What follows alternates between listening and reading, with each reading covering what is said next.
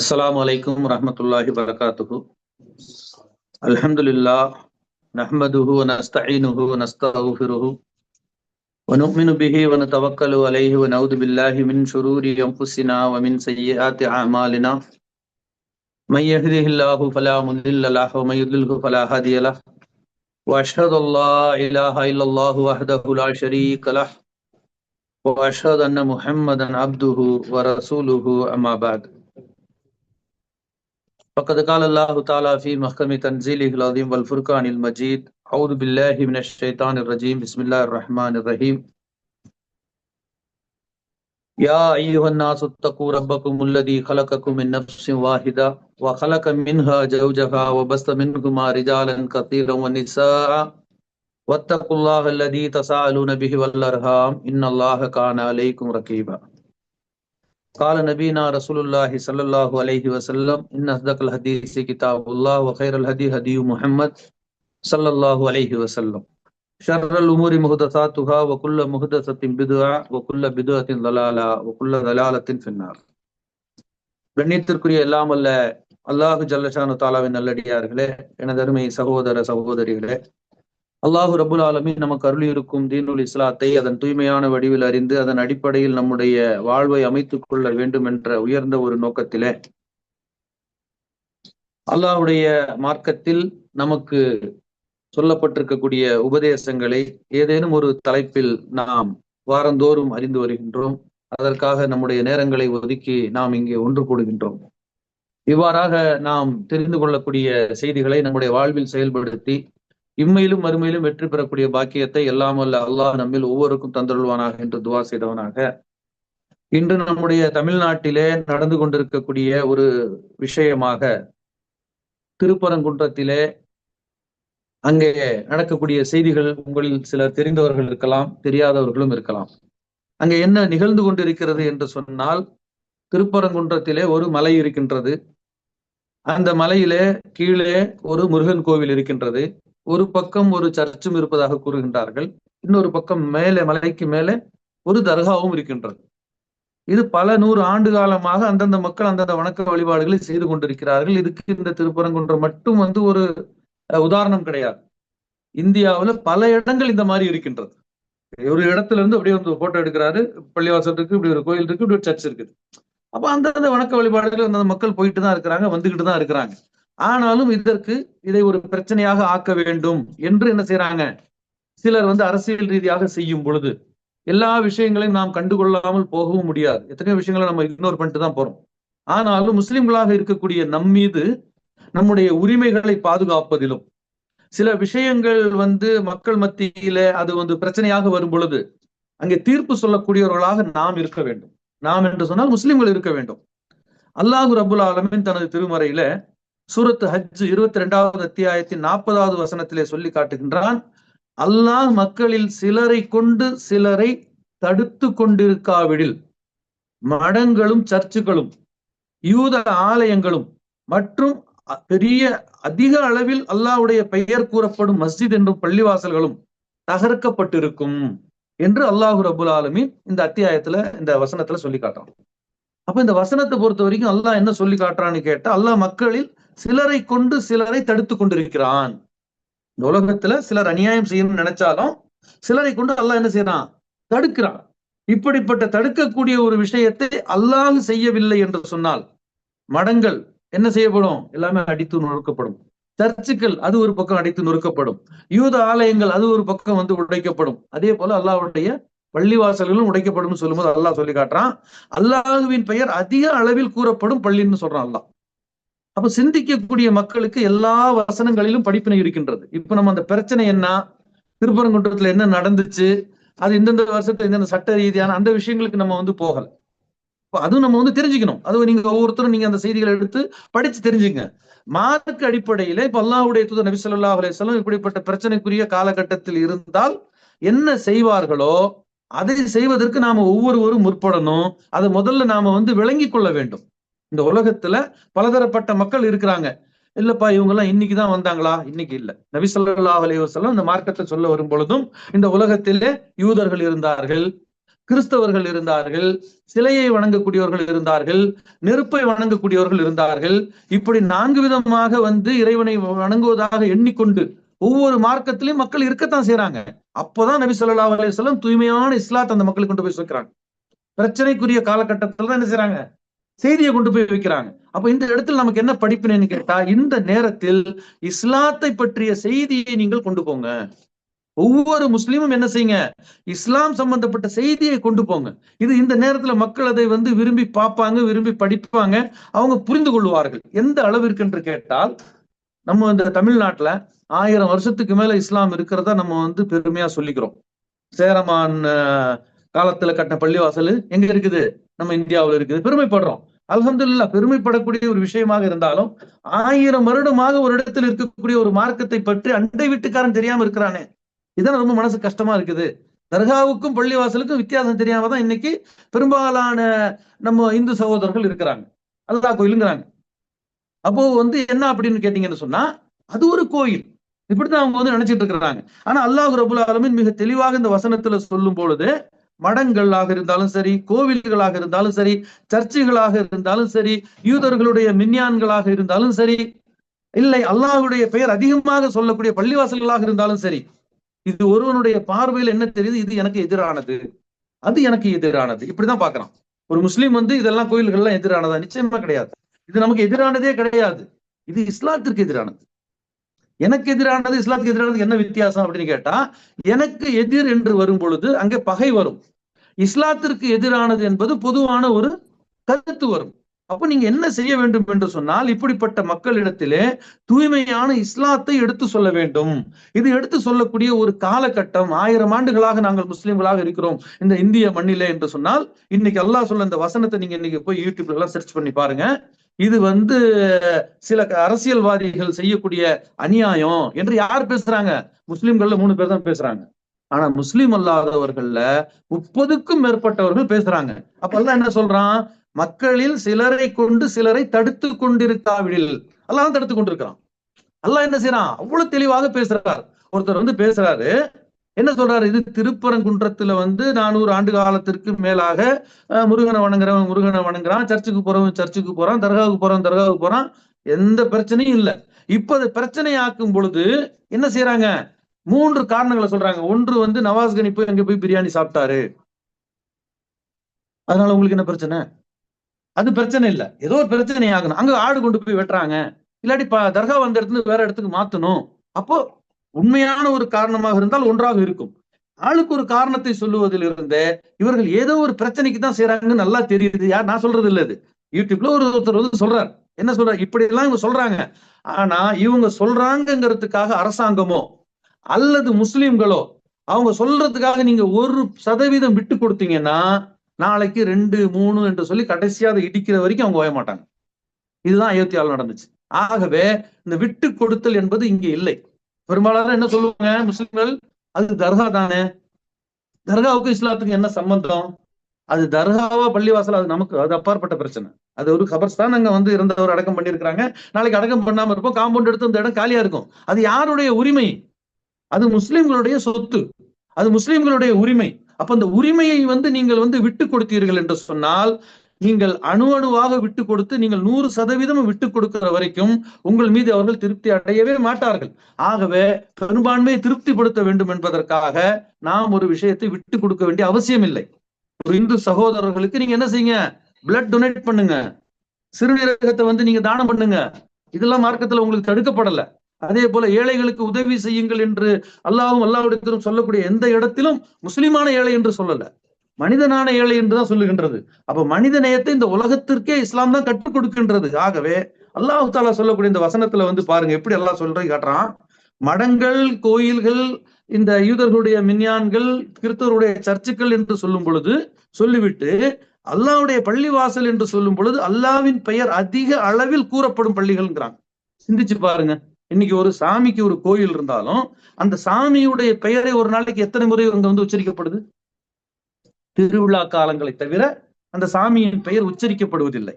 அதே போல எல்லா மதத்தில் இருக்கக்கூடிய வணக்க வழிபாடுகளிலும் அவர்கள் எதை தெய்வமாக கருதுகின்றார்களோ அல்லது அவர்கள் எதை கடவுளாக கருதுகின்றார்களோ அந்த கடவுளுடைய பெயர் எத்தனை முறை உச்சரிக்கப்படுது? பெரும்பாலும் சில நாட்களில் உச்சரிக்கப்படாது. அது வாரத்தில் ஒரு நாள் உச்சரிக்கப்படலாம், அல்லது தினமும் மாலை குறிப்பிட்ட நேரத்தில் உச்சரிக்கப்படலாம். ஆனா அல்லாஹ் சொல்லி காட்டுறான், அல்லாஹ்வுடைய பெயர் அதிகமாக உச்சரிக்கப்படும் அல்லாஹ்வுடைய பள்ளி வாசல்கள் எடுத்துக்கிட்டா, இன்னைக்கு சாதாரணமா ஒரு 5 பேர் தொழக்கூடிய ஒரு பள்ளி வாசலா இருந்தாலும் அங்க 5 நேரம் பாங்கு சொல்லணும், 5 நேரம் இகாமத்து சொல்லணும். அப்ப ஒவ்வொரு முறை பாங்கு சொல்லும் பொழுது 10, 11 முறை அல்லாஹ்வுடைய பெயர் அங்கே உச்சரிக்கப்படுகின்றது. இகாமத்து சொல்லும் பொழுது சில நேரத்துல பாங்கின் அளவிற்கும் சில இடங்கள்ல குறைந்தது 7 முறையும் என்ன செய்யப்படுகின்றது? அல்லாஹ்வுடைய பெயர் உச்சரிக்கப்படுகின்றது.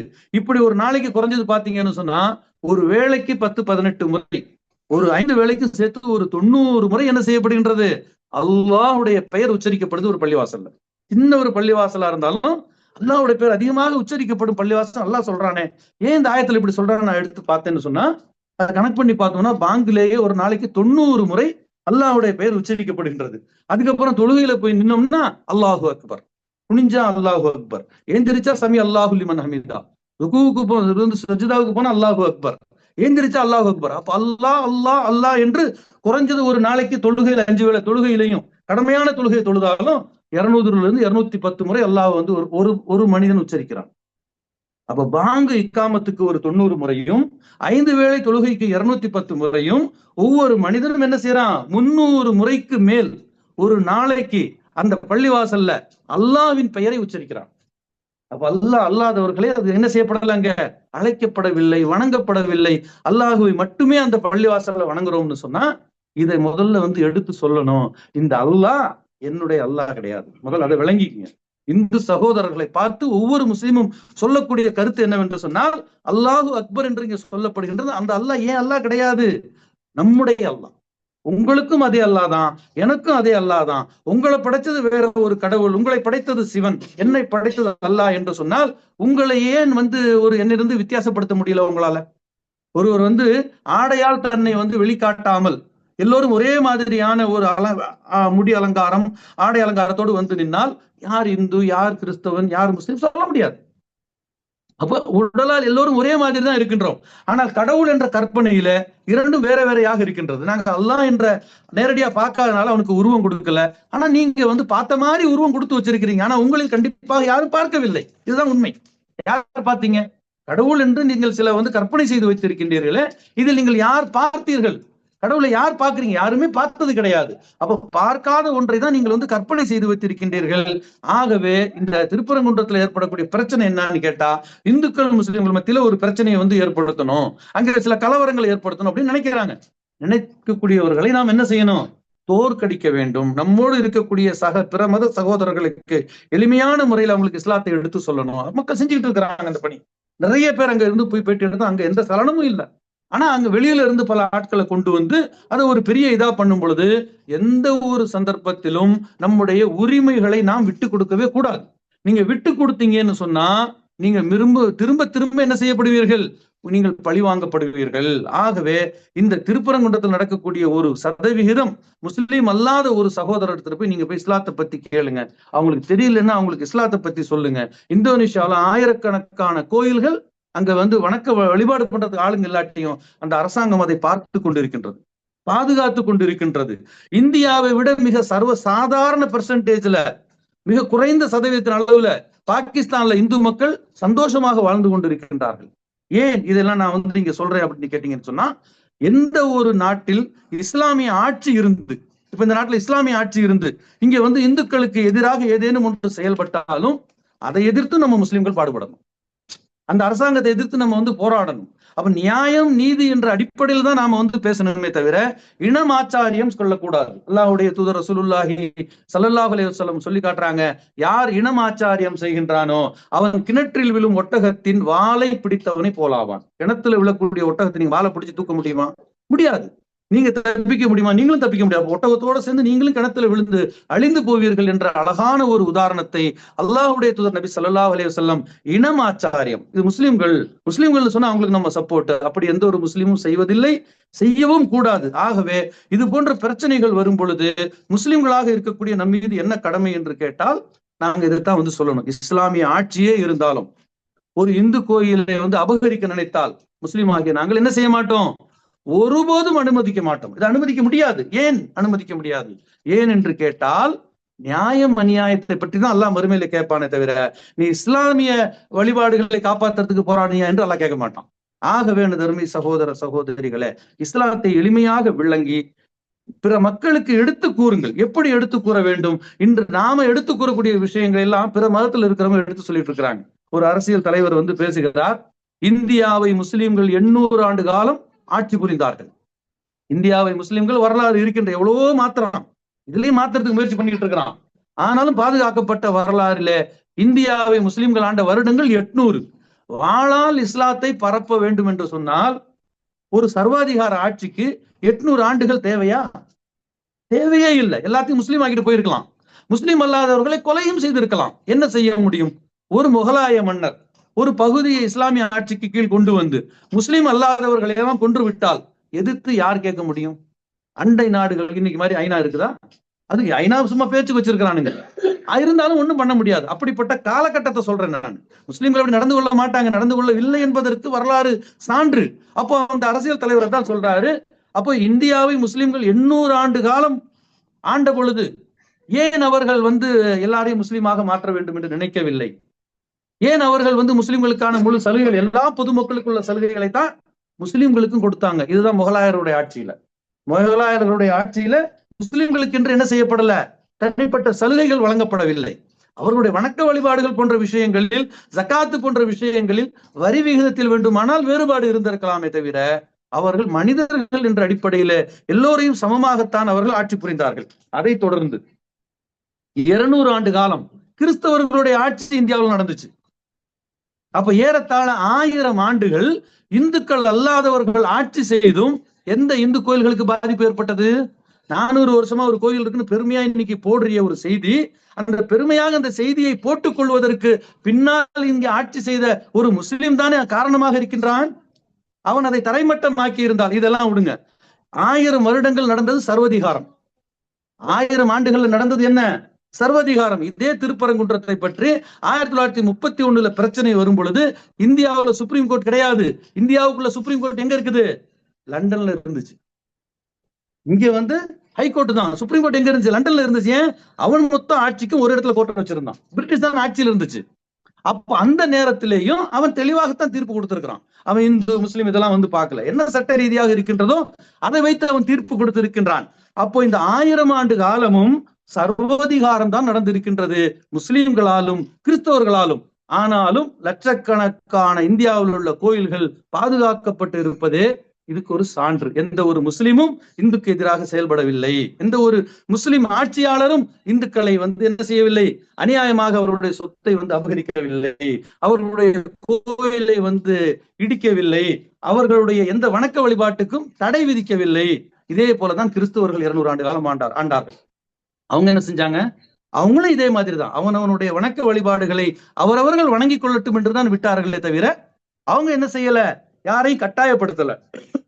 ஆனா இப்போ சுதந்திர இந்தியா என்று சொல்லி 70 வருடங்களில, அதுவும் ஒரு சில ஆட்சியாளர்கள் 7-8 வருஷத்திலேயே அவர்கள் ஒட்டுமொத்த இந்துக்களை முஸ்லிம்களை அழித்து விட வேண்டும், முஸ்லிம்களுடைய அடையாளங்களை சிதைத்து விட வேண்டும், முஸ்லிம்கள் எந்தெந்த நகரங்களுக்கு பெயரை வைத்திருந்தார்களோ அதையெல்லாம் இந்து பெயர்களாக மாற்றிவிட வேண்டும். அப்போ நீங்க இன்னைக்கு ஜனநாயக முறையில தேர்ந்தெடுக்கப்பட்டிருக்கீங்க. நாளைக்கு இந்த மக்களே உங்களை ஓட விரட்டக்கூடிய காலம் வெகு தூரத்துல கிடையாது. நாளைக்கே ஓட்டு போடாம இருந்தா உங்களுடைய ஆட்சி போயிடும். இப்படிப்பட்ட நிலையில இருந்து கொண்டே 7-8 வருஷத்துல இவ்வளவு மாத்தணும்னு அவங்க ஆசைப்படுறாங்கன்னு கேட்டா, 1000 வருடம் கிறிஸ்தவர்களும் முஸ்லிம்களும் இந்த நாட்டை ஆண்டு இருக்கிறார்கள். அவர்கள் மாத்தணும்னு நினைச்சா சர்வதிகாரத்தை ரொம்ப இலகுவா மாத்திருக்கலாம். ஆனா எதையுமே அவங்க மாத்தல. ஆகவே இந்த சர்வதிகாரத்தை அடைவதற்குத்தான் அவர்கள் ஒரே நாடு, ஒரே தேர்தல் என்ற நிலையை கொண்டு வருவதற்கு ஆசைப்படுகின்றார்கள். ஆகவே இது நம்முடைய உரிமை. இதை எந்த ஒரு சந்தர்ப்பத்திலும் விட்டு கொடுத்து விடக்கூடாது. எவ்வாறு சுதந்திரத்திற்காக சிலர் தங்களுடைய உயிரை தியாகம் செய்தார்களோ அப்படி உயிரை தியாகம் செய்வதற்கு முஸ்லிம்களாகிய நாம் தயாராக இருக்க வேண்டும். எங்களுடைய வணக்க வழிபாடுகளில் இடையே வரக்கூடிய யாருக்கும் நாம் இடம் கொடுத்து விடக்கூடாது. நம்முடைய வணக்க வழிபாடுகளுக்கு தடையாக இருக்கக்கூடியவர்களை எதிர்த்து போராட வேண்டுமே தவிர நாம் ஒருபோதும் பயந்து விடக்கூடாது. ஏன் என்று கேட்டால் இது நம்முடைய நாடு. இந்தியா என்பது இந்துக்களுடைய நாடு கிடையாது. இந்தியா என்பது முஸ்லிம்களுடைய நாடு. இங்கே இந்துக்கள் வாழ்ந்து கொண்டிருக்கின்றார்கள். நீ இன்னும் 800 வருஷம் ஆட்சி செய்தால்தான் முஸ்லிம்களை விட அதிகமாக ஆட்சி செய்த ஒரு சமயமாக மாற முடியும். இந்துக்கள் இப்ப இது இந்து ஆட்சி கிடையாது, இது இந்துக்களுடைய ஜனநாயக ஆட்சி நடக்கின்றது. இந்துக்களே ஆட்சி செய்தாலும் 850 ஆண்டு காலம் நீங்கள் இந்தியாவை ஆண்டால்தான் முஸ்லிம்களை விட அதிகமாக ஆண்ட ஒரு பரம்பரையாக நீங்கள் மாற முடியும். 500 வருடம் நீங்கள் ஆண்டாலும் எங்களை விட குறைவாக இந்த பகுதியை ஆட்சி செய்த தகுதிதான் என்பதை அவர்கள் விளங்கிக் கொள்ள வேண்டும். ஆனால் என்ன, இன்று இருக்கக்கூடிய பொது வலைத்தளங்களிலே முஸ்லிம்களே சொல்லுகின்றார்கள், இது தர்கா தானே, தர்காவுக்கும் இஸ்லாத்திற்கும் எந்த சம்பந்தமும் இல்லை. அது வேற பிரச்சனை. ஆனா அது யாருடைய உரிமை? அந்த இடம் யாருடைய சொத்து? முஸ்லிம்களுடைய சொத்து. அல்லாஹ்வுடைய தூதர் ரசூலுல்லாஹி ஸல்லல்லாஹு அலைஹி வஸல்லம் அவர்கள் இடத்துல உமர் ரலியல்லாஹு அன்ஹு வர்றாங்க. உமர் ரலியல்லாஹு அன்ஹு சொல்றாங்க, அல்லாஹ்வுடைய தூதரே, நம்மில் சில நயவஞ்சகர்கள் இருக்கின்றார்கள். இந்த நயவஞ்சகர்கள் என்ன செய்கிறார்கள் என்று சொன்னால், நம்முடைய மார்க்கத்தில் குழப்பத்தை ஏற்படுத்துகின்றார்கள், நமக்கு எதிராக செயல்படுகின்றார்கள். ஆகவே அவருடைய பட்டியலை நீங்கள் கொடுங்கள், நாம் அவர்களை எல்லாம் கொன்று விடுவோம். அப்ப என்ன ஆயிடும்? முஸ்லீம் பியூர் ஆயிடுவோம், நயவஞ்சகர்கள் இல்லாம தூய்மை அடைஞ்சிடும் சொல்றாங்க. அப்ப இது நபி ஸல்லல்லாஹு அலைஹி வஸல்லம் தெரியும், உலகம் உள்ளளவிற்கும் நயவஞ்சகர்கள் இருந்து கொண்டே இருப்பார்கள். அப்ப முஸ்லிம்களிலும் சிலர் இன்று நாம பார்க்கிறோம், பிற சமயங்களுக்கு வக்காலத்து வாங்கக்கூடியவர்களும் முஸ்லிம்கள் செய்தது தவறு என்று சொல்லியும் பேசக்கூடிய முஸ்லிம்களை பார்க்கிறோமா இல்லையா? தொப்பி போட்டுக்கிட்டு தாடி வச்சுட்டு பேசுறாங்களா இல்லையா? அப்ப இப்படிப்பட்ட நயவஞ்சகர்கள் உலகம் உள்ளளவும் இருந்து கொண்டு இருப்பார்கள். ஆனால் நபி ஸல்லல்லாஹு அலைஹி வஸல்லம் உமர் ரலியல்லாஹு அன்ஹு சொன்னாங்க, உமரே, நீங்கள் அப்படி ஒரு நயவஞ்சகர்களை கொன்று விட்டால் வெளியில இருந்து பார்க்கக்கூடியவனுக்கு அவன் முஸ்லீம் தான், உங்களுக்கு தான் தெரியும் அவன் நயவஞ்சகன் என்று சொல்லி, அவங்களுக்கு தெரியாது. அவங்களுக்கு யாரு? நீங்களும் முஸ்லீம், அவனும் முஸ்லீம். அப்ப அவர்கள் என்ன பேசுவார்கள்? ஒரு முஸ்லீம் இன்னொரு முஸ்லீமை கொன்று விட்டான் என்றுதான் பேசுவார்கள். அப்போ நீங்கள் தர்காவாக இருக்கட்டும், அது பள்ளிவாசலாக இருக்கட்டும், அல்லது வேற ஏதாவது இருக்கட்டும், அந்த சொத்து அபகரிக்கப்படும் பொழுது முஸ்லீம்களுடைய சொத்து அபகரிக்கப்பட்டது, இதுதான் அங்கே பிரச்சனை. அது என்னுடைய சொத்து என்ற அடிப்படையில் தான் நாம் பார்க்கணுமே தவிர, அதை நீங்க அங்க தர்கா என்பது இஸ்லாத்திற்கு முற்றிலும் புறம்பானது, அடக்கம் செய்யப்பட்டவர்கள் மீது கட்டிடங்கள் கட்டக்கூடாது, அங்கே சந்தனக்கூடு எடுக்கக்கூடாது, இதெல்லாம் நீங்கள் முஸ்லிம்களுக்கு செய்யக்கூடிய உபதேசங்கள். இதற்கும் அதற்கு இந்த தர்கா தானே என்று முஸ்லிம்களில் பெருவாரியானவர்கள் அதை நீங்கள் விட்டு விட்டீர்கள் என்று சொன்னால், இன்னைக்கு தர்காவும் அவனுக்கு அல்லாஹ் கோவில் தான், பள்ளிவாசலும் அவனுக்கு அல்லாஹ் கோவில் தான். ரெண்டும் அவங்களுக்கு வித்தியாசம் தெரியாது. நம்மாலே பல பேர் வித்தியாசம் தெரியாம இருக்கிறான்னு சொன்னா, இப்ப அவங்கள எங்க கொண்டு போய் நாங்க சொல்றது? நிறைய பேர் என்ன நினைச்சிட்டு இருக்கிறாங்க, தர்காவும் பள்ளிவாசலும் ஒண்ணு. கோயில்ல நடக்கக்கூடிய பல விஷயங்களை தர்காவில் போய் அவங்க பாக்குறாங்க, ரெண்டும் ஒண்ணு மாதிரி விளங்கிக்கிறாங்க. ஆனா பள்ளிவாசல் பக்கம் அவங்க வர்றதே இல்லை. அப்ப பள்ளிவாசல் என்று சொன்னால் அது அல்லாஹுவை மட்டுமே வணங்கக்கூடிய ஒரு பள்ளிவாசல். அல்லாஹுவை தவிர அங்கு யாரையும் நினைவு கூறப்படுவதில்லை, அல்லாஹுவை தவிர வேறு யாரிடமும் உதவி கேட்கப்படுவதில்லை. குறிப்பாக அந்த அல்லாஹு தான் ரப்புல் ஆலமீனாக இருக்கிறான். இந்த விஷயத்தை முதல்ல கொண்டு போங்க. மற்றவர்களிடத்திலே நாம முதல்ல கொண்டு போய் சேர்க்கக்கூடிய விஷயம் என்னவென்று சொன்னால், அல்லாஹ் என்று சொன்னால் அவன் ரப்புல் ஆலமீன், அகிலங்களை படைத்து இந்த பூமியையும் ஏனைய கிரகங்களையும் படைத்து இதுல இருக்கக்கூடிய அத்தனை உயிர்களையும் பராமரித்துக் கொண்டிருப்பவன் இறைவன் என்ற அந்த செய்தியை கொண்டு போக வேண்டும். ஆனால் என்று சொல்லுகிறார்கள், நிறைய முஸ்லீம் அல்லாதவர் சொல்லுகிறார்கள், அந்த தர்காவிற்கு போகக்கூடிய எண்ணிக்கையை நீங்க எடுத்தீங்கன்னா முஸ்லீம்களை விட முஸ்லீம் அல்லாதவர்கள் அதிகமாக போறாங்க. அப்போ அவர்களுக்கு அந்த சிலை வணக்கங்களையும் தாண்டி இந்த ஒரு தர்கா வழிபாடு என்ன செய்யப்படுகிறார்கள்? அவர்கள் ஈர்க்கப்படுகின்றார்கள். காரணம் என்ன? 10ஓட 11, அத்தோட இது ஒண்ணு. எத்தனை தெய்வங்களை அவர்கள் வணங்கினாலும் அவர்களுக்கு பிரச்சனை இல்லை. ஆனால் ஒரு முஸ்லீம் அப்படியா? அவன் ஏக தெய்வ கொள்கைக்காரன். ஒரு முஸ்லீம் என்று சொன்னால் அல்லாஹு ஒருவன் என்ற நம்பிக்கை உடையவன். அந்த ஒருவனை தவிர வேறு யாரையும் வணங்கக்கூடாது என்று அவன் தடுக்கப்பட்டிருக்கிறான். அல்லாஹ்வையும் வணங்கிக்கலாம், வேற எதையும் வணங்கிக்கலாம்னு உங்களை விடல. அல்லாஹ் என்னை வணங்கிட்டு நீ என்ன செய், மீதமுள்ள நேரத்துல எது வேணாலும் பண்ணிட்டு போ, அப்படியே அல்லாஹ் சொல்றான்? கிடையாது. ஆகவே அல்லாஹு ரப்புல் ஆலமீன் என்ன செய்கின்றான்? நமக்கு உபதேசம் செய்கின்றான். எப்படி எல்லாம் உபதேசம் செய்கின்றான்? அதே 22வது அத்தியாயம் 40வது வசனத்தில் அல்லாஹு தஆலா சொல்லி காட்டுகின்றான், அல்லதீன உஹ்ரிஜூன மின் தியாரிஹிம் பிகைரி ஹக், தங்களுடைய வீடுகளை விட்டும் அவர்கள் நியாயமின்றி வெளியேற்றப்பட்டார்கள். அல்லாஹ்வுடைய தூதர் ரசூலுல்லாஹி ஸல்லல்லாஹு அலைஹி வஸல்லம் அவருடைய காலத்திலும் சரி, அதற்கு முன்னால் வாழ்ந்த தூதர்களுடைய வரலாறுகளிலும் சரி, இன்றும் சரி, ஒரு வீட்டில் இருந்து மக்கள் அநியாயமாக வெளியேற்றப்படுகின்றார்கள் என்று சொன்னால் அவர்களுடைய குற்றம்தான் என்ன? இல்லா ஐயகூலு ரப்புனல்லாஹ். அல்லாஹ் சொல்லி காட்டுகின்றான், அல்லாஹுதான் எங்கள் இறைவன் என்று அவர்கள் கூறியதை தவிர வேறு எந்த குற்றமும் செய்யவில்லை. உலகம் முழுவதும் இன்னைக்கு எடுத்து பாருங்க, அல்லாஹ் ஒருவன் என்று வணங்கக்கூடியவர்களை ரோஹிங்கியாவில் இருந்து வெளியேற்றப்பட்டார்கள். அகதிகளாக ஆக்கப்பட்டார்கள். அதே போல காசாவில் இருக்கக்கூடிய மக்கள் முற்றிலும் இடம்பெயர்ந்து போகக்கூடிய நிலை. அவங்க என்ன பாவம் பண்ணாங்க? அல்லாஹ் அவங்க ரப்பர் அல்லாஹ் என்று சொன்ன ஒரே குற்றத்திற்காக இப்படி நடைமுறையில் இருக்கக்கூடிய, இப்போ நம்ம சொல்றோம், எத்தனையோ வீடுகளை புல்டோசர் வைத்து இடிக்கப்படுவதை பார்க்கின்றோம் ஜனநாயக நாட்டுல. காரணம் என்ன? அவன் ஒரு முஸ்லிம், அவன் அல்லாஹ்வை கடவுளாக எடுத்துக்கொண்டான். அல்லாஹ் தான் படம் பிடிச்சு காட்டுறான். 22வது அத்தியாயத்தின் 40வது வசனத்தை எடுத்து படித்து பாருங்கள். தங்களின் வீடுகளை விட்டும் அவர்கள் நியாயமின்றி வெளியேற்றப்படுகின்றார்கள், அல்லாஹுதான் எங்கள் இறைவன் என்று கூறியதுதான் அவங்க செஞ்ச குற்றம். வேற எதுவுமே அவங்க செய்யல. வேற என்ன செஞ்சாங்க? என்ன தீங்கு செஞ்சாங்க? புல்டோசரை கொண்டு போய் வீடுகளை இடிக்கக்கூடியவர்களும், காசாவிலிருந்து விரட்டப்படக்கூடிய அந்த மக்களும், ரோஹிங்கியாவிலிருந்து விரட்டப்பட்ட முஸ்லிம்களும், வரலாற்றுல இந்த மாதிரி நீங்க எடுத்து பாத்தீங்கன்னா லட்சக்கணக்கான முஸ்லிம்களை வீடுகளை விட்டு வெளியேற்றுகின்றார்கள். மக்காவில் இருக்கக்கூடிய அந்த மக்களை துன்புறுத்தினாங்களே. எதுக்கு துன்புறுத்தினாங்க? சுட்டி காட்டினார் அந்த ஆரம்பத்துல பேசும்போது. யாசிர் ரலியல்லாஹு அன்ஹு அவர்களை துன்புறுத்தினார்கள், பிலால் ரலியல்லாஹு அவர்களை துன்புறுத்தினார்கள், குபைப் ரலியல்லாஹு அவர்கள், இப்படி ஏராளமான சஹாபாக்கள் துன்புறுத்தப்பட்டார்கள். அவங்க செஞ்சது என்ன? அல்லாஹுதான் என்னுடைய இறைவன் என்று சொன்னார்கள். வேற எதுவுமே இல்லை. அந்த அல்லாஹ் உன்னையும் படைத்திருக்கிறான், என்னையும் படைத்திருக்கிறான். அல்லாஹ் என்று சொன்னால் அனைவரையும் படைத்த இறைவன் என்பதை விளங்கக்கூடிய அறிவு இல்லை என்று சொன்னால் அவர்களை நாம் என்ன செய்வது? அதற்குத்தான் அல்லாஹு தாலா தூதர்களை தொடர்ந்து அனுப்பி என்ன செய்தான்? அறிவை புகட்டினான். திருக்குரான் என்று சொன்னால் ஷஹரு ரமதான் அல்லதி உன்சில ஃபீஹில் குர்ஆன் ஹுதல் லின்னாஸ். ரமதானுடைய மாதத்திலே இறக்கி அருளப்பட்ட குர்ஆனுடைய நோக்கம் மக்களுக்கு நேர்வழி காட்டுவது, முஸ்லிம்களுக்கு இல்ல. நேர்வழி பெற்றவன் முஸ்லிம், மக்களுக்கு நேர்வழி காட்டுறது. அப்போ என்ன நேர்வழி காட்டுகின்றது? கத்த பையின ருஷுது மினல் கை, நன்மை தீமையை அழகாக பிரித்து அறிவிக்கின்றது. அதனாலதான் குர்ஆனுக்கு ஃபுர்கான் என்று ஒரு பெயர். பிரித்து அறிவிக்கக்கூடியது, நன்மை எது தீமை எது என்று பிரித்து அறிவிக்கக்கூடிய ஒரு வேதம் என்ன செய்யப்படுகின்றது? மூடப்பட்டு வைத்திருக்கின்றது. அதை வெளிக்கொண்டு வர வேண்டும். அல்லாஹ்வுடைய தூதர் ரசூலுல்லாஹி ஸல்லல்லாஹு அலைஹி வஸல்லம் அவர்களுடைய காலத்தில் வாழ்ந்த சஹாபாக்கள் முழு குர்ஆனை செவியேற்றியவர்களாக இருந்தார்கள். இதுதான் வித்தியாசம், வேற ஒன்றும் கிடையாது. சஹாபாக்கள் என்ன செஞ்சாங்க? முழு குர்ஆனை செவியேற்றாங்க. நபி ஸல்லல்லாஹு அலைஹி வஸல்லம் தொழுகையில ஓதுவாங்க, பயான்ல சொல்லுவாங்க, குத்பாவுல சொல்லுவாங்க. குர்ஆனை அவர்கள் செவியேற்றார்கள், புரிந்து கொண்டார்கள். அதன் அடிப்படையில் தங்களுடைய வாழ்க்கையை அமைத்துக் கொண்டார்கள். அதனால் அவர்கள் குறுகிய காலகட்டத்திலே மிகப்பெரிய ஆட்சி பீடத்தை அவர்களால் அடைய முடிந்தது. இன்று நாமும் நம்மிடத்தில் இந்த குர்ஆன் இருக்கின்றது. அதே குர்ஆன் தான் நம்மிடத்தில் இருக்கின்றது. அதை நாம் அந்த அளவிற்கு அந்த குர்ஆனை படித்து பரவலாக்கினோம் என்று சொன்னால் படைத்த இறைவன் அல்லாஹ் என்பதை விளங்காத மக்களுக்கு விளக்கினா போதும், வேற எதுவும் செய்ய வேண்டாம்.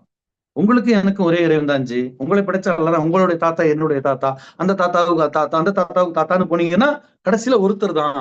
அப்ப நம்ம எல்லாரும் ஒரு அண்ணன் தம்பி தானே. அப்ப இதை விளங்கி இருக்கக்கூடிய மக்கள் தான் சதவீதம். இன்னும் சொல்ல போனா உலகத்துல எப்படியோ இந்தியாவை பொறுத்த வரைக்கும் தமிழ்நாட்டில் இருக்கக்கூடிய 80% பிரமத மக்கள் இதை விளங்கித்தான் இருக்கின்றார்கள். அதனாலதான் அவங்க என்ன செய்யறாங்க? அண்ணன் தம்பியாக, மாமன் மச்சானாக பழகி கொண்டு இருப்பதை பார்க்கின்றோம். ஆகவே அல்லாஹ்வுடைய தூதர் ரசூலுல்லாஹி ஸல்லல்லாஹு அலைஹி வஸல்லம் அவர்கள் என்ன செய்யறாங்க? அல்லாஹ்வுடைய தூதராக இருக்கின்றார்கள். முஸ்லிம்களுக்கு மட்டும் அவர்கள் முழுமையாக விளக்கப்போத வரவில்லை, ஒட்டுமொத்த மக்களும் விளக்குவதற்காக வந்தார்கள். ஆனால் நாம என்ன செஞ்சுட்டு இருக்கிறோம் இன்னைக்கு? நபிகள் நாயகம் என்று சொன்னால் ஏதோ ஒரு தலைவர் இப்படிதான் விளங்கி இருக்கிறாங்க. பிற மதத்தவர்கிட்ட போய் கேட்டோம்னு சொன்னா நபிகள் நாயகம்னு சொன்னா அவங்க முஸ்லிம்களுடைய ஒரு தலைவர் தான், அதுல மாற்று கருத்து கிடையாது. ஆனால் அவர்கள் அதையும் தாண்டி தூதர். ஏன்னு கேட்டா இந்த நாயகம் என்று சொல்றதுலேயே 50% புரிதல் விளங்காமல் போய்விடுகின்றது. ஒருத்தரை பற்றி நீங்க அறிமுகப்படுத்தும் பொழுது அவருடைய உண்மையான விதத்தில் அறிமுகப்படுத்தணும். அல்லாஹ் நம்மளை எப்படி அறிமுகப்படுத்தினா? ரசூலுல்லாஹ் என்று அறிமுகப்படுத்தினான். அல்லாஹ்வுடைய தூதர் என்று சொன்னான். நபி ஸல்லல்லாஹு அலைஹி வஸல்லம் ஹயாத்தோடு இருக்கும்போது உறவு முறை இருந்தது. நபி ஸல்லல்லாஹு அலைஹி வஸல்லம் உயிரோடு இருக்கும்போது உறவு முறை இருந்துச்சுல்ல. நபி ஸல்லல்லாஹு அலைஹி வஸல்லம் சில பிள்ளைங்க மாமான்னு கூப்பிடலாம்ல, சித்தப்பான்னு கூப்பிடலாம்ல, பெரியப்பான்னு கூப்பிடலாம்ல, அதெல்லாம் இருக்கத்தானே செஞ்சது. யாராவது கூப்பிட்டு பார்த்திருக்கீங்களா? யா அம்மி, யா காலி, முடியாது. ஏன்? அல்லாஹ் தெளிவாக சொல்றான், நீங்கள் ஒருவர் மற்றவரை அழைப்பது போல் இந்த தூதரை அழைக்க கூடாது. உங்க எல்லாருக்கும் இவர் அல்லாஹ்வுடைய தூதர், அல்லாஹ்வுடைய தூதர் என்றுதான் அழைக்க வேண்டும். அப்படிதான் எல்லாரும் அழைச்சாங்க. அப்ப நாம என்ன செய்கின்றோம்? அல்லாஹ்வுடைய தூதருங்கிற வார்த்தைக்கு எல்லளவும் சம்பந்தம் இல்லாம புதுசா ஒரு வார்த்தையை கொண்டு போடுறோம். நபிகள் நாயகம். தமிழ்நாட்டில் நிறைய நாயகம் இருக்கிறாங்க. எத்தனை நாயகம் இருக்கிறாங்க தமிழ்நாட்டுல? நாயகத்துக்கா பஞ்சம்? நிறைய நாயகங்கள் இருக்கின்றார்கள். அப்ப அந்த எல்லா நாயகங்களில் ஒரு நாயகமாகத்தான் பிற மக்கள் பார்க்கின்றார்கள். ஆகவே எனது அருமை சகோதர சகோதரிகளே, அல்லாஹ்வுடைய தூதரை அல்லாஹ்வுடைய தூதர் என்று அறிமுகப்படுத்தினான். அல்லாஹ்வுடைய தூதர் என்று சொல்லுங்கள். அல்லாஹ்வுடைய தூதர் நபி ஸல்லல்லாஹு அலைஹி வஸல்லம் சொல்றாங்க, நீங்கள் என்னை புகழுவதாக இருந்தால் அல்லாஹ்வுடைய அடிமை என்று சொல்லுங்கள், அல்லாஹுடைய தூதர் என்று சொல்லுங்கள். ஏனென்றால் அல்லாஹுடைய தூதர் என்பது தேர்ந்தெடுக்கப்பட்டது, மக்களால் தேர்ந்தெடுக்கப்பட்டதல்ல, அல்லாஹுவால் தேர்ந்தெடுக்கப்பட்டது, அல்லாஹ்வால் தெரிந்தெடுக்கப்பட்டவர். இது செலக்டட் கிடையாது, எலெக்டட் கிடையாது, செலக்டட். அப்போ அல்லாஹுவால் தேர்ந்தெடுக்கப்பட்டவங்க தான் அல்லாஹுடைய தூதர். ஆகவே பொதுமக்களிடத்துல நீங்கள் பேசும் பொழுது நபிகள் நாயகம் என்ற வார்த்தையை சொல்லாதீர்கள். யாரு தெரியாம கொண்டு வந்தாங்கன்னு தெரியல. இதுதான் மிகப்பெரிய பாதிப்பு. பிற மதத்தை சார்ந்தவர்களுக்கு அந்த வார்த்தை என்ன செய்யவில்லை, தாக்கத்தை ஏற்படுத்தவில்லை. அல்லாஹ்வுடைய தூதர் என்று சொல்லுங்கள், இறைவனுடைய தூதர் என்று சொல்லுங்கள். அரபு மக்களுக்கே நீங்கள் நபின்னு சொல்லக்கூடிய வார்த்தை தாக்கத்தை ஏற்படுத்தல. ஒரு ஹதீஸ்ல பாக்குறோம், அல்லாஹ்வுடைய தூதர் நபி ஸல்லல்லாஹு அலைஹி வஸல்லம் இடத்துல ஒரு காட்டு அரபி வந்தார். காட்டு அரபி கேட்டார், நீங்கள் யார் என்று கேட்டார். மா அன்த, யார் நீங்கள் என்று கேட்டார். ஆனா நபியுன், நான் ஒரு நபி என்று நபி ஸல்லல்லாஹு அலைஹி வஸல்லம் சொன்னாங்க. அப்போ வமா நபியுன் அவர் திருப்பி கேட்டார், என்ன நபி? அப்ப நபி என்று சொல்லக்கூடிய வார்த்தை அரபு மக்களுக்கே ஒரு தாக்கத்தை ஏற்படுத்தவில்லை. உடனே நபி ஸல்லல்லாஹு அலைஹி வஸல்லம் சொன்னாங்க, அரசல்னி அல்லாஹு தஆலா, அல்லாஹ் என்னை தூதராக அனுப்பி இருக்கிறான்னு அவரை பயந்துறாரு. அப்படியா, என்ன செய்தியை கொண்டு வந்தீர்னு கேட்கிறாங்க. அப்போ ஒரு அரபு மொழியிலேயே நபி என்று சொல்லக்கூடிய வார்த்தைக்கு ஒரு வெயிட் கிடையாது. ஏனென்றால் அதுக்கு பல பொருள் இருக்கின்றது. அரசல்னி அல்லாஹு தஆலா, அல்லாஹ் என்னை அனுப்பி இருக்கிறான்னு சொன்ன உடனே அவர் என்ன செய்தியை கொண்டு வந்துன்னு கேட்கிறாங்க. ஆகவே பிற மக்களிடத்திலே நபி ரசூலுல்லாஹி ஸல்லல்லாஹு அலைஹி வஸல்லம் அவர்களை அல்லாஹ்வுடைய தூதர் என்று அறிமுகப்படுத்துங்கள். அல்லாஹ் தூதர், அப்ப தூதர்னா ஏதாச்சும் செய்தியை கொண்டு வர்றதுதான் தூதர் என்று சிந்திக்கக்கூடிய அளவுக்கு பிற மத சகோதரர்கள் இருக்கின்றார்கள். ஆகவே படைத்த இறைவன் என்று சொல்லும் பொழுது அவனை ரப்புல் ஆலமீன், நம்ம எல்லாரையும் படைச்சது அல்லாஹ் தான். யாரிடத்தில் எந்த வாதத்தை பேசினாலும், எந்த விஷயத்திற்கு நீங்கள் பொது வலைத்தளங்களில் கருத்தை போட்டாலும் முதலில் இதை சொல்லுங்கள், உங்களை படைத்த இறைவன் தான் என்னை படைத்திருக்கின்றான், நீங்களும் நாங்களும் ஒரு தாய் மக்கள் தான், ஒன்றே குலம் ஒருவனே தேவன் என்று நம்முடைய பாரம்பரியம் இருக்கின்றது. ஒன்றே குலம் ஒருவனே தேவன் என்று சொல்லுகின்றோம். ஆகவே இதையெல்லாம் வைத்து பார்க்கும் பொழுது அல்லாஹ்வுடைய தூதர் என்று சொன்னால் எல்லோருக்கும் நேர்வழி காட்ட வந்தவர் என்ற ஒரு செய்தியை இந்த நேரத்தில் கொண்டு போனால்தான் அவர்கள் தங்களுடைய வணக்க வழிபாடுகளில் இருந்து விலகி இஸ்லாம் என்று சொன்னால், இன்னைக்கு இஸ்லாத்தை ஏற்றுக்கொண்ட எத்தனையோ சகோதரர்கள் இருக்கிறீங்க, உங்களுக்கு எந்த விஷயத்தை ஈர்க்கப்பட்டு நீங்க இஸ்லாத்துக்கு வந்தீங்க என்பது தெரியாது. ஆனால் நிச்சயமாக அல்லாஹ் தஆலா நாடி விட்டால் எந்த ஒரு விஷயமும் அவர்களுக்கு விளக்கத்தை கொடுத்து விடும். ஆனால் இந்த விஷயம்தான் விளக்கம் கொடுக்கும் என்பதை நாம கண்டுபிடிக்க முடியாது. ஆகவே அல்லாஹ்வுடைய தூதர் நபி ஸல்லல்லாஹு அலைஹி வஸல்லம் எப்படி பிறருக்கு போதித்தார்களோ அப்படி போதிக்கக்கூடிய ஒரு தருணமாக இதை எடுத்துக்கொள்ளுங்கள். கற்றோர் மீது இது கடமை. அல்லாஹ்வுடைய தூதர் ரசூல் ஸல்லல்லாஹு அலைஹி வஸல்லம் சொல்லி காட்டுகின்றார்கள், ஹைருக்கும் மன் தஅல்லமல் குர்ஆன வ அல்லமஹு, உங்களில் சிறந்தவர்கள் யார் என்று சொன்னால் குர்ஆனை கற்றுக்கொள்ளக்கூடியவரும் பிறருக்கு கற்றுக் கொடுக்கக்கூடியவரும் தான் சிறந்தவர். அப்போ குர்ஆனை நீங்கள் கற்க வேண்டும், பிறருக்கு கற்றுக் கொடுக்க வேண்டும், இதுதான் நீங்கள் சிறந்தவர். அப்போ அல்லாஹ்வுடைய மாபெரும் கிருபையினால திருக்குர்ஆனை நாம் கற்றுக்கொள்வதன் மூலமும் பிறருக்கு கற்றுக் கொடுப்பதன் மூலமும் நாம் சிறந்தவர்களாக ஆகிறோம். அப்போ நமக்கு இது ஒரு சுயநலமாவே எடுத்துக்கங்களேன். நீங்க ஒரு சிறந்த மனிதனாக மறுமையிலே எழுப்பப்பட வேண்டும். அல்லாஹ்வுடைய தூதர் நபி ஸல்லல்லாஹு அலைஹி வஸல்லம் சொல்றாங்க, மறுமையிலே சொர்க்கத்துல பல தரஜாக்கள் இருக்கின்றது. சொர்க்கத்துக்கென்று சென்று விட்ட பிறகு அவர்கள் குர்ஆனை மனனம் செய்தது அடிப்படையில் அவர்களுடைய தரஜா உயரும். அதை யாரும் அடைய முடியாது. சொர்க்கத்துக்குன்னு போகிறதுக்கு பல காரணங்கள் இருக்கு. அங்க சென்று விட்ட பிறகு குர்ஆனுடைய அந்த எந்த அளவுக்கு அவங்க மனனம் செய்து வைத்திருந்தார்களோ அதற்கேற்றவாறு அவர்களுடைய அந்த உயரம் அதிகமாக இருக்கும் என்று சொல்லி காட்டுகின்றார்கள். ஆகவே தர்மை சகோதரர்களே, ஒவ்வொரு காலகட்டத்திலும் ஒரு சில விஷயங்கள் மாறி மாறி காலச்சக்கரம் சுழன்று கொண்டே இருக்கும், வந்து கொண்டே இருக்கும், செய்திகள் நிகழ்ந்து கொண்டே இருக்கும். அந்த நேரத்தில் நாம் என்ன செய்தோம் என்பதை பற்றி தான் நாம் விசாரிக்கப்படுவோமே தவிர வேறு எதுவும் நம்மிடத்தில் விசாரணைக்கு வராது. ஆகவே நெருமை சகோதர சகோதரிகளே, பிரச்சனைகளுக்குரிய காலகட்டங்கள் ஒவ்வொரு காலகட்டத்திலும் வந்து கொண்டே இருக்கும். பாபரி பள்ளிவாசல் ஆரம்பத்தில் இப்படித்தான் சிறிய பிரச்சனையாக ஆரம்பித்தார்கள். முஸ்லிம்களிலே பலர் சொன்னார்கள், 40 வருஷமா அந்த தொழுகையை நடக்கலையாமே, தொழுகை நடக்காட்டி அந்த பள்ளிவாசல் நமக்கு எதுக்கு அப்படின்னு சொல்லி. அப்போ அதுவே என்ன ஆகிவிட்டது, அவர்களுக்கு ஒரு பலமாக ஆகிவிட்டது. ஆகவே எனதருமை சகோதரர்களே, இது நம்முடைய உரிமை. ஒரு உரிமையை இழந்து நாம் ஒரு நாட்டில் வாழ முடியுமா என்றால் வாழ முடியாது. நாளை நம்முடைய சந்ததிகள் அங்கே சுதந்திரமாக வாழ வேண்டும் என்று சொன்னால் அல்லாஹ்வுடைய தூதர் நபி ஸல்லல்லாஹு அலைஹி வஸல்லம் ஒரு சஹாபி கேட்கிறார், அல்லாஹ்வுடைய தூதரை, நான் போறேன், வழிப்பறிக்காரன் ஒருவர் என்னிடத்தில் இருக்கக்கூடியவற்றை பறிக்க முற்படுகிறேன், நான் என்ன செய்வது? போறீங்க, கத்தியை காட்டி பரிசை கொடுங்கிறான், கொடுத்துட்டு வான்னு சொன்னாங்களா நபி ஸல்லல்லாஹு அலைஹி வஸல்லம்? இல்லையே. அவனை எதிர்த்து போராடு, அதில் நீ கொல்லப்பட்டால் நீ ஷஹீத்னு சொன்னாங்க. மன் குத்தில தூன மாலிஹி வஹுவ ஷஹீத், யார் தன்னுடைய பொருளாதாரத்தை பாதுகாக்கக்கூடிய போரிலே உயிரை மாய்த்துக் கொள்ளுகிறானோ அவன் உயிர் தியாகி. மன் குத்தில தூன அஹ்லிஹி வஹுவ ஷஹீத், தன்னுடைய குடும்பத்தை பாதுகாக்கிறான். மனைவி மக்களோட போறீங்க, ஒருத்தன் வர்றான், அவன் நீ முன்னாடி விட்டு ஓடி வந்துருவியா? எதிர்த்து போராடு, உயிரை கொடு, இல்லை என்றால் அவனை கொண்டு விடுங்கிறான். தற்காப்பு. இன்னைக்கு இந்தியாவிலே உங்களை ஒருத்தன் கொலை செய்ய வர்றான், நீங்க எதிர்த்து அவனை கொண்டுட்டீங்கன்னு சொன்னா உங்களுக்கு குற்றம்லாம் வராது, இது தற்காப்பு. அப்ப தற்காப்பு என்று வரும் பொழுது ஒரு முஸ்லிம் கோழையாக பயந்து ஓடக்கூடாது, எதிர்த்து போராட வேண்டும். ஆகவே ஒரு முஸ்லிம் எதிர்த்து நின்றால் அவனால் என்ன செய்ய முடியும்? 100 பேரை எதிர்க்க முடியும். இப்போ இருக்கிற கட்டத்தை நீங்க எடுத்துக்கிட்டாலும் 10 பேரை எதிர்க்க முடியும். நீங்க குறைந்தபட்சம் எடுத்துக்கொண்டாலும் ஒரு முஸ்லிம் குறைந்த 2 பேரை எதிர்க்க முடியும். இப்படிதான் அல்லாஹ் குர்ஆன்ல சொல்லி காட்டுறான். உங்களுடைய பலவீனமான ஈமானுடைய நிலையிலும் பலவீனமான ஒரு முஸ்லிம் பலமில்லாத காபிர்களை ஒருவன் இருவரை எதிர்த்து போரிட முடியும். அப்போ உங்களுக்கு போருக்கு நீங்கள் தயாராக வேண்டும் என்பது அடுத்தவர்களை துன்புறுத்துவதற்காகவோ அவர்களுடைய உரிமைகளை அபகரிப்பதற்காகவோ இல்லை. நம்முடைய உரிமைகளை தக்க வைத்துக் கொள்வதற்காக, நம்முடைய உரிமைகளை பாதுகாப்பதற்காக. நான் ஊர்ல இருக்கும்போது அப்படிதான் இந்த சிஏஏ வரும் பொழுது இங்க இந்த இடத்துக்கு உனக்கு ஆதாரம் என்ன, இந்த வீட்டுக்கு என்ன ஆதாரம், உனக்கு என்ன ஆதாரம் கேட்டா நீங்க என்ன செய்வீங்க அப்படின்னு சொல்லி அந்த மாதிரி கேட்டுட்டு அவங்க உயிரோட போனாதானே பிரச்சனை நான் சொன்னேன். நான் அவன் இங்க கேட்டா அவன் உயிரோட போனாதானே. அப்ப எடுத்து அவங்க என்ன செய்யணும்னு கேட்டா எதிர்த்து வரக்கூடியவர்களை நீங்கள் கொல்லுவதற்கும் தயாராக இருக்க வேண்டும். காரணம் என்ன?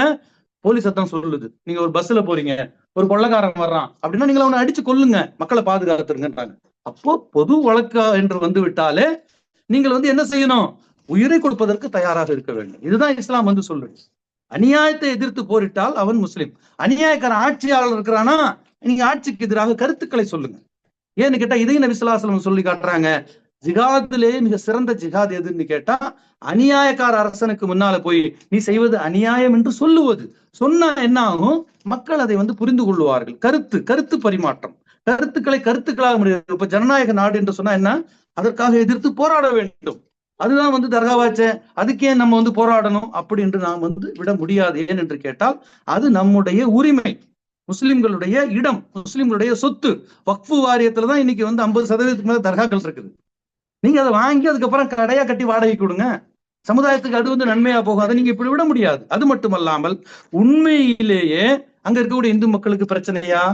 எவ்வளவு நம்ம டெபேட்ல பாக்குறோம். சபரிமலைக்கு போகக்கூடிய எத்தனையோ இந்துக்கள் முஸ்லிம்களுடைய அந்த குளத்திலே குளிப்பது, பள்ளிவாசலுடைய திண்ணையிலே அமர்வது, அதே போல திருவிழாவுக்கு போகக்கூடிய பிரமத சகோதரர்களுக்கு முஸ்லிம்கள் தண்ணீர் குடிக்க கொடுப்பது, இது ஆண்டாண்டு காலமாக நடந்து கொண்டிருக்கிறது. எந்த பிரச்சனையும் கிடையாது. முருகனுடைய கோயிலுடைய வணக்க வழிபாடுகளுக்கும் இந்த முஸ்லிம்களுக்கும் என்ன பிரச்சனை? எந்த பிரச்சனையும் கிடையாது. எப்போ விநாயகர் சதுர்த்தின்னு ஒண்ணு கொண்டு வந்தானோ அன்னைக்குதான் பிரச்சனை. அப்போ இந்த மக்கள்கிட்ட நம்ம அதைத்தான் சொல்றோம். நீங்க நன்றாக சிந்தித்து பாருங்கள். சிவன் என்று ஒரு கடவுள் இருப்பதாக சொல்லுகின்றீர்கள், அவனுடைய மகனாக முருகனை சொல்லுகின்றீர்கள், முருகனுடைய சகோதரனாக விநாயகரை சொல்லுகின்றீர்கள். அப்போ தந்தையாக இருக்கக்கூடிய சிவனை கடவுளாக நம்புகின்றீர்கள், இரு பிள்ளைகளாக முருகனையும் சிவனையும் பார்க்கின்றீர்கள். தமிழ்நாட்டில் நம்ம கேட்டிருக்கிற செய்தி. ஆனா இதே வடநாட்டுல போனீங்கன்னா சிவனும் இருக்கிறார், பிள்ளையாரும் இருக்கிறார், ஆனா முருகன் இல்லையே. வடநாட்டுல ஒரு முருகன் கோயிலும் கிடையாது. அப்ப இது நமக்கு பிரச்சனை அது இல்ல, சிந்திப்பதற்காக இதை சொல்லி காட்டுகின்றோம். இதெல்லாம் அவரவர்களாக எடுத்துக்கொண்ட கதைகள் தானே தவிர முருகன் என்பது தமிழ் கடவுள் என்று சொன்னால் இது உருவகப்படுத்தப்பட்ட ஒரு உருவம். ஆனால் தமிழ் மக்களுடைய நம்பிக்கை என்னவென்று சொன்னால் ஒன்றே குலம், ஒருவனே தேவன். அப்ப அந்த காலத்துல இருந்தே உங்களுக்கு தமிழ் மக்கள் என்ன செய்திருக்கிறார்கள்? ஒரு தெய்வனைத்தான் வணங்கி இருக்கிறார்கள். அதுதான் இறைவன். அதுதான் உங்களையும் படைத்தது, இன்றும் படைத்தது. இன்று தமிழ்நாட்டில் இருக்கக்கூடிய எந்த முஸ்லீமும் அவன் என்ன செய்யப்படவில்லை? அரபு நாடுகளில் இருந்து வரவில்லை, ஆப்கானிஸ்தானில் இருந்து வரவில்லை. 100 ஆண்டுகளுக்கு முன்னால் அவனோட ஜாதி இதெல்லாம் தீண்டாமை இதையெல்லாம் வெறுத்து அவர்கள் முஸ்லீமாக ஆனார்கள். நம்முடைய தாத்தா பாட்ட முஸ்லீம் ஆனதுனால நாம முஸ்லீம் ஆகிவிட்டோம். இது எல்லாருக்கும் தெரியும். இதுவும் 80% பிற மத சகோதரர்களுக்கு தெரியும். நிச்சயமாக இந்த ஒரு திருப்பரங்குன்றத்தில் நடக்கக்கூடிய ஒரு பிரச்சனை, நிச்சயமாக இது ஒரு பிரச்சனையே இல்லை நம்மளை பொறுத்த வரைக்கும். அதே போல நம்மை சுற்றி வாழக்கூடிய பிரமத சகோதரர்களுக்கும் இது ஒரு பிரச்சனை என்ற பிரச்சனையே இல்லை. அப்ப அரசியல் லாபத்திற்காகத்தான் இதை கொண்டு வருகிறார்கள் என்பதை உணர்ந்து கொண்டு நம்மை சுற்றி இருக்கக்கூடிய நம்முடைய சகோதரர்களுக்கு அந்த பிரச்சனையை நீங்கள் சொல்ல வேண்டாம். அல்லாஹ் என்றால் யார்? இதை சொல்லுங்கள். குறைந்தபட்சம் நாம் சார்ந்திருக்கக்கூடிய மொழியில அல்லாஹ்வை பற்றி நாம் சரியான அறிமுகத்தை கொடுத்து விட்டோமா? அல்லாஹ்வுடைய நபி ஸல்லல்லாஹு அலைஹி வஸல்லம் பற்றி சரியாக நாம் உருவகப்படுத்தி விட்டோமா? ரசூலுல்லாஹ்னா இதுதான், இவர் அல்லாஹ்வுடைய தூதர், இவர்கள் இந்த செய்திகளை கொண்டு வந்தார்கள், இப்படி வாழ வேண்டும் என்று சொன்னார்கள். அவங்க வர்றதுக்கு முன்னால் நாங்க இறந்ததை சாப்பிட்டு கொண்டிருந்தோம், கல்ல மண்ணை வணங்கி கொண்டு இருந்தோம், விபச்சாரம் செய்து கொண்டிருந்தோம், திருடி கொண்டிருந்தோம், பொய் பேசி கொண்டிருந்தோம், அவர் இதெல்லாம் செய்யக்கூடாதுன்னு சொன்னாரு. இந்த செய்தியை கொண்டு போங்க. இதுதானே உங்களுக்கு சொல்லப்படுது. இதுதானே மார்க்கம். பல்லிகு அன்னி வலவு ஆயா.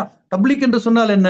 அல்லாஹ்வுடைய நபி ஸல்லல்லாஹு அலைஹி வஸல்லம் எதை சொன்னார்களோ அதை கேட்டு பிறருக்கு நாம் எட்டி வைத்தல். ஆகவே எனது அருமை சகோதர சகோதரிகள், நம்முடைய உரிமைகள் என்று விட்டால் அந்த உரிமைகளை நாம் ஒருபோதும் விட்டு கொடுக்க கூடாது. விட்டு கொடுத்து உயிர் வாழ வேண்டிய அவசியம் கிடையாது. இவருக்கு நீங்க வந்து விட்டு கொடுத்து வாழ்ந்தா எத்தனை ஆண்டு காலம் வாழ போறீங்க? அப்ப விட்டு கொடுத்தல் என்பது தனி மனிதனுக்கு விட்டுக் கொடுங்கள், அண்டை வீட்டாருக்கு விட்டுக் கொடுங்கள், உங்களுடைய உறவினர்களிலே விட்டுக் கொடுங்கள், நண்பர்களுக்கு விட்டுக் கொடுங்கள். ஆனால் அரசியல் ரீதியாக வரும் பொழுது உங்களுடைய உரிமைகளை ஒருபோதும் நான் வந்து விட்டுக் கொடுக்க கூடாது. நிச்சயமாக 80% பிற மத சகோதரர்கள் நம்மோடு இருக்கிறார்கள் என்பதை முதல்ல விளங்கி. இன்னைக்கு நான் ஆரம்பத்திலே சொன்ன இந்த பிரச்சனையை பத்தி பேசக்கூடிய முஸ்லிம்கள் 3 பேர் என்று சொன்னால் 30க்கும் மேற்பட்டவர்கள் பிற மத சகோதரர்கள் தான். அந்த சட்ட திட்டத்தை எடுத்து தெளிவா வச்சு எந்த இடத்திலும் வந்து முஸ்லிம்கள் செய்வது தவறு கிடையாது, அவர்களுக்கு எந்த ஒரு தடையும் இல்லை. மார்க்க ரீதியாக நம்முடைய விஷயங்களை நாம் தனியாக பேசிக் கொள்ளலாம், அது தனி பிரச்சனை. ஆனா இது நம்முடைய உரிமை என்பதை விளங்கி இது போன்ற பிரச்சனைகள் வரும் பொழுது இதுக்கு போன்ற போராட்டங்களும், ஏன் இதை நான் சொல்றேன்னு கேட்டா, இதை எத்தனையோ இது போன்ற பிரச்சனைகள் வந்து நான் பேசினதே இல்லை. ஏன் இதை பேசுறேன்னு கேட்டா, பாபர் மசூதியுடைய போராட்டத்தை ஒரு இயக்கம் போராடும் பொழுது எத்தனையோ இயக்கங்கள் கூடாம இருந்தாங்க. அங்க ஒரு இயக்கமா அதை வந்து பார்க்காதீங்க. எந்த இயக்கத்தை சார்ந்தவர்கள் இந்த பிரச்சனைக்காக போராடினாலும் முஸ்லிம் என்ற ஒரு ஒற்றுமையை நாம் அங்கே வந்து கண்டிப்பாக காட்ட வேண்டும். அந்த எதிர்ப்பு தான் நம்முடைய எதிர்கால சந்ததிகளுக்கு சுதந்திரமாக அந்த நாட்டில் வாழ வைக்கும். இல்லை என்றால் நம்மை உள்நாட்டிலேயே அகதிகளாக ஆக்குவதற்கு முற்படுகின்றார்கள். அப்படி அகதிகளாக வாழ வேண்டிய அவசியம் ஒரு முஸ்லிமுக்கு கிடையாது. அதை விட வீர மரணம் சிறந்தது என்று ஒவ்வொருவரும் விளங்கிக் கொள்ளக்கூடிய தருணத்தில் வாழ்ந்து கொண்டிருக்கிறோம் என்பதை உங்களுக்கும் எனக்கும் எச்சரிக்கையாக கூறி, இந்த விஷயத்தில் மிகவும் நியாயமாகவும் சரியான முறையிலும் பிற மத சார்ந்தவர்களுடைய சகோதரர்களுடைய எந்த ஒரு மனம் நோகாதபடியும் நடந்து கொள்ளக்கூடிய அறிவையும் ஆற்றலையும் அல்லாஹ் ரப்பல் ஆலமீன் நம் அனைவருக்கும் தந்தருள்வானாக. வாஹிரு தஅவானா அல்ஹம்துலில்லாஹி ரப்பில் ஆலமீன். அஸ்ஸலாமு அலைக்கும் வரஹ்மத்துல்லாஹி வபரகாத்துஹு.